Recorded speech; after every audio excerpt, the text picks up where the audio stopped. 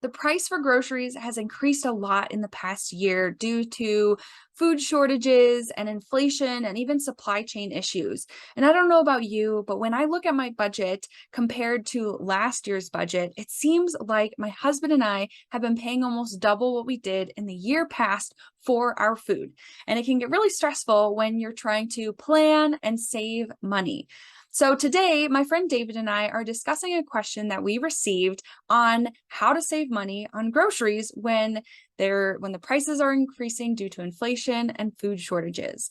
So stick around. We share a lot of really great tips. I collected them all as well into a blog post with clickable links. So if you want to click on and use any of the resources that we mention in this video, please be sure to go and check out that blog post. The link will be in the description for this video below. But if you also have any questions that you would like answered in the future, please submit them either in the form below or just by submitting a question in the comments below. We'd love to answer your question in the future. But with that, let's start talking about how we can save money on groceries. Hey, David, how are you today? Hey, good, Katie. Thanks for having me back on the show. Yeah, I am super excited today for this question that we got in about groceries and just buying food. And so honestly, I just want to dive right into this question. This question comes from us from Mindy, who says, what tips do you have for grocery shopping with all these inflated prices and food shortages? I feel like I can't leave the store without spending over double what I used to. And first off, Mindy, I feel the same way. Whenever I create a budget for the next month, I always look back to the year previously to say, what did I spend that month for groceries or for gas and things like that? And I can't really do that for planning anymore because the price and all the inflation right now has changed the prices of all of our groceries and gas and all these things where I cannot plan based off of the year previously. So it hurts me too. So I'm glad that you asked this question and brought this up today so that we can discuss it. But David, yeah, I kind of want to jump in. What tips do you have right off the bat when you hear that, inflation and food shortages? What comes to mind when you hear that question? Yeah, I think this is a great question. I just want to echo what you're saying, Katie, because I have a lot of clients that are, in their later years and close to being retired, and this isn't an issue, especially when you're thinking about living on a fixed income. So, I jotted down a couple notes. Just like every diet project and financial project, I think the biggest source that you can find opportunities is creating like a small micro budget for your food. And so the best way to do that is obviously just tracking kind of where you're spending and where those higher prices are coming from. But another thing, especially like in the financial realm, we try to look for lost finances, like where are the holes in our pockets. And the biggest one that I see is that many people are throwing food away. And so I was having a conversation with a friend recently, and we were talking about how so many people just throw so much food away because it's either not lasting as long, or they just maybe it gets lost in their fridge or freezer. And I actually looked it up, and the average American actually wastes about $1,600 a year, which is about $130 a month. And that's just the average. And so some people are over and some people are under that. But that's a lot of money. I mean, you think about $130, like what would you do or what could you buy?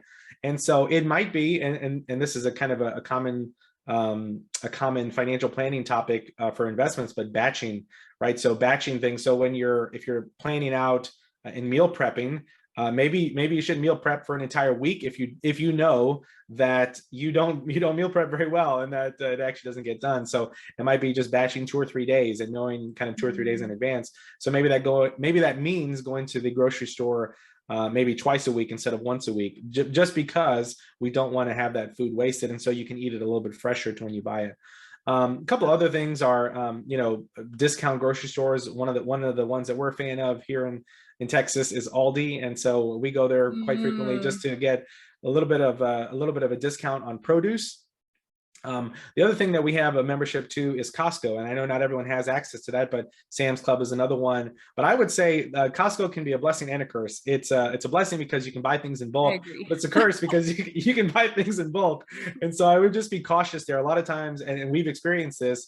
You go into a store, and I've spent actually 2 or 3 hours in Costco where I was price checking things between like Walmart and Costco, or Costco and other stores, and it was actually cheaper at other stores, but it was the Mhm. convenience of buying it in bulk that I think gets a lot of people. So I would say be cautious of using those stores for everything. I think it's great for certain things, but not for everything.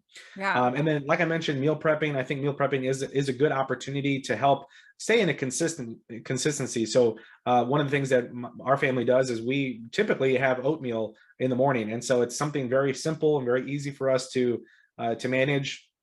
And actually, more frequently, we've been using overnight oats. And so we've been able to just throw everything in a mason jar and then have it ready for breakfast the next morning. So I think there's ways to do that, and looking for cheaper alternatives and healthier alternatives, right? Oatmeal Yeah. is a great way to have a lower cost breakfast, and you can fill it up with strawberries or blueberries or other things to make it healthier. And then the last one I'll say is what I call micro gardening, which, if you're not familiar with micro gardening, this is just gardening in smaller spaces. And so there's a lot of books out there and a lot of ways that you can do this on a tight budget, or even with not a lot of water resources. And so, as an example, if you don't have maybe a patio, or Mhm. sorry, an area where you can have a garden like in the ground, there's other ways you can do that. Maybe self-watering containers, or self-wicking tubs, or earth boxes. So there's a lot of ways you can do that, and that will just help from a month to month perspective. A lot of times you'll have extra water that you might just throw out. Well, that'd be a great opportunity to put it into your self-watering tub and to feed your Yeah. plants. And then, after, and we did this, and now we have tomatoes. We have a pretty endless supply of tomatoes because they seem to do really well in these earth boxes or self-wicking tubs. So those are Yeah. kind of some of the highlights there. I love that. I think one of the things I was kind of hearing in the beginning when you were saying, just with all that food waste, one of the phrases I've heard before is shop your pantry first before you go to the store to get anything new. Figure out what you have, even if it is something that might be non-perishable. Figure Mhm. out how you can utilize those things, especially if it is something that you bought in bulk. We go and buy like canned goods in bulk, a good amount, or even oatmeal. I love oatmeal and I buy that in bulk. And so before we go and get other things, we try to figure out, like, what do we already have in our pantry that we could potentially use? Or pasta is another good one to buy in bulk because it doesn't perish quickly. And so that's always a really great place to start. But I think just like budgeting in your finances, setting like a food budget, like, what are you going to do? Like putting together a plan of, okay, we're going to make soup for the week, and, having that plan together. I don't know about you, David, but I'm not like really great with meal prepping in general. My husband's a little bit better at it, and so I'm very thankful for that. But I've attempted to like sit down and create like a meal plan, and it is challenging.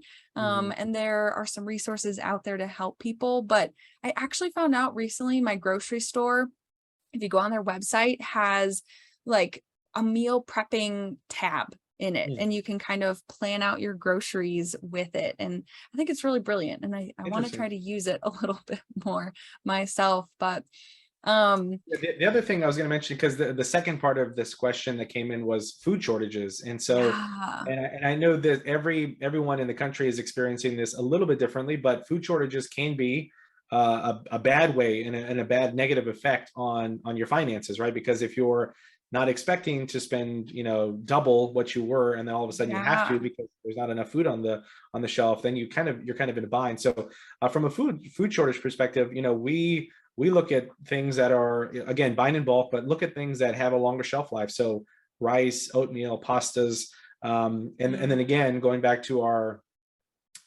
micro garden, if there's opportunities there where we can, grow our own berries or grow our own vegetables, yeah. then to kind of fill it in, right? And so I would say look for those maybe even canned goods, and if there's a sale on them, then you can buy them in bulk and then use them for maybe when prices are high at the grocery store.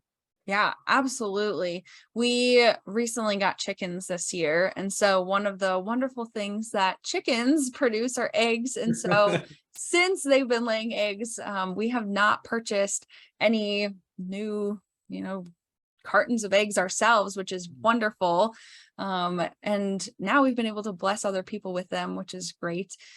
But yeah, I would love to start a garden myself, like a nice big garden. We have a mini arrow garden in our house right now, and it creates baby tomatoes, just like the cherry tomatoes, and it makes mini bell peppers and Mhm. poblano peppers. So it's not super often that we get them, but throughout the year, it is consistently growing food, which is always super wonderful.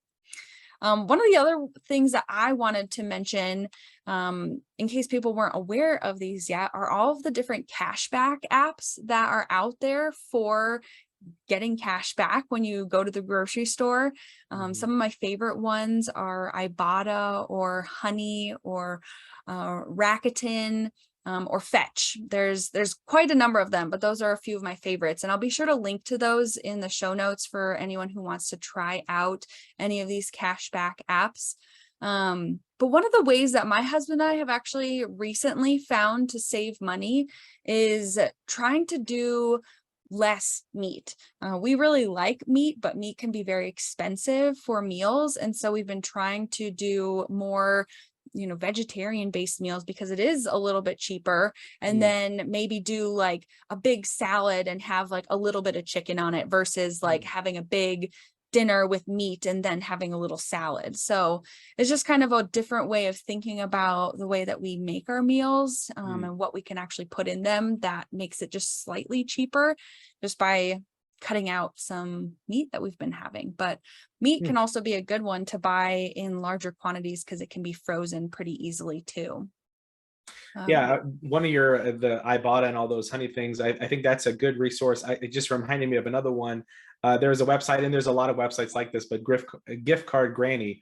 It's kind of a funny yeah. website, but you can actually go and buy discounted gift cards. So the premise is basically, I have a gift card for $50 and I spend 35 of it, and I Mhm. have $15 left. And so on gift card granny, you can sell it for maybe $10, even though the value is $15. And so they get that person gets the cash, and then you get a higher Ah, value gift card. And so that might be cool. another opportunity where you can help hedge a little bit of that inflation, and for grocery stores. Have you tried that before yourself? I have, yeah. We actually bought a fridge from Home Depot about 3 years ago using gift card granny, and Shut we up. yeah, it was a lot. It was a lot of gift cards that we had to put together, but it was pretty useful. That's awesome. Yeah. The last couple that I wanted to share as far as tips for just saving money on groceries. One was if anyone out there is an Amazon shopper, they do have subscribe and save where you can save up to 15% on the items that you subscribe to. So occasionally we do subscribe to certain staple items in our pantry, and then we save about 15% on those groceries or just household goods in general. And so if anyone does choose to use Amazon, I know that there's some other places where you can subscribe to things and then get them on a monthly basis. But another kind of like just caveat there is just being careful not to like, get things too quickly or too much because you don't need a whole pantry full of like ketchup or something like that. Yeah, But and another speaking of Amazon, another thing that a lot of companies do is you can set up alerts, and so when prices go down yeah. on things, you can actually set up alerts. And we did that for our daughter's high chair, and so we tracked something. We knew she was coming in 9 months, and so we put an alert on this certain type of high chair that we wanted. And when the price dropped, we were able to purchase it. And so having that Perfect. foresight and planning out, I think, is beneficial as well. Super. Honestly, the last one that I wanted to share is another just fun way that people can save, and that's by grouping together with friends and like making meals together, doing like a potluck style kind of dinner where everyone brings a little bit. So you're not providing everything for the meal, but you can provide one small thing and still get a pretty big meal out of it. So that's just another fun way if you have a group of friends that you want to gather together. It's a great way to fellowship and save some money. Yeah, I think that's a great idea. And another thing that we've seen I know this is not specific to grocery stores, but for restaurants, for people that do want to be able to go out, a lot of restaurants will have like a buy one get one free during the week, and so that's an opportunity Wow. that we've been able to leverage just here locally. There's a lot of restaurants that will do Tuesday or Wednesday lunches where they'll do a buy one get one free just to get more customers in the door. And so I know that's not specific to grocery shopping, but in case you forgot to grocery shop, then utilize some of those restaurant opportunities. Absolutely, definitely. We have some places that have specials during the week as well, and we have frequented them when we know, like, oh, Taco Tuesday, and you can get tacos for like $1. And it's so Yep. great. But yeah, great. Well, I think these are some awesome tips. If anyone out there is watching and has other tips that we didn't talk about, please share them in the comments below. I think just gathering all these together as a community will help each of us to save a little bit more money when we're shopping for groceries and just to like beat inflation and food shortages that we're dealing with right now. But David, I really appreciate all of your thoughts today. And I just hope that this helps someone and helps Mindy out there who asked this question. Yeah, thanks, Katie. Appreciate being on here. Cool. Well, we will see you next time. Bye bye.